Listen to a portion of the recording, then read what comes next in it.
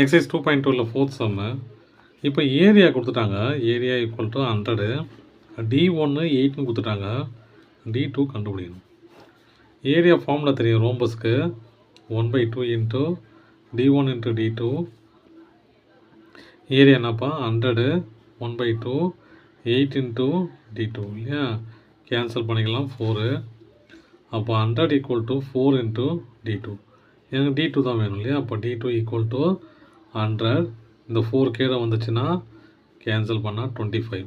அப்போ D2 equal to 25 centimetre. இப்போ ஸ்வீட்டுக்கு வருவோம்.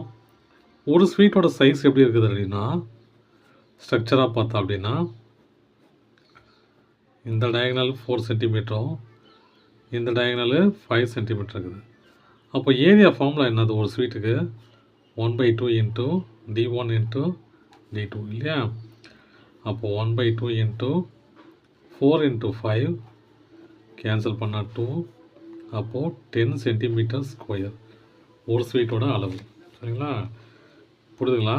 இது D1 இது D2ன்னு எடுத்துங்க. இப்போது மொத்தம் 400 ஸ்வீட் இருக்குது.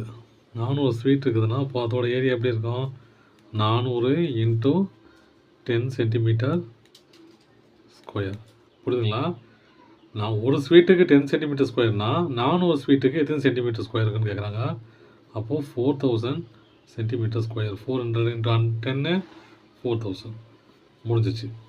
இப்போ மொத்த ஸ்வீட்டோட அளவு எவ்வளோ? இவ்வளோ இருக்குது இல்லையா?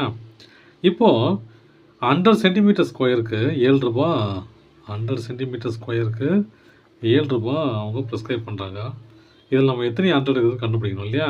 அப்போது 4000 டிவைடட் பை 100 கேன்சல் பண்ணால் 40 100 இருக்குது இல்லையா?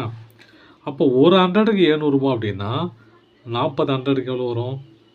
ஒரு 100க்கு 7 ரூபானா 40 100க்கு எவ்வளோ வரும்னு கேட்குறாங்க. அப்போ 40 இன்ட்டு எவ்வளோ 7 280 ரூபா. தேங்க்யூ.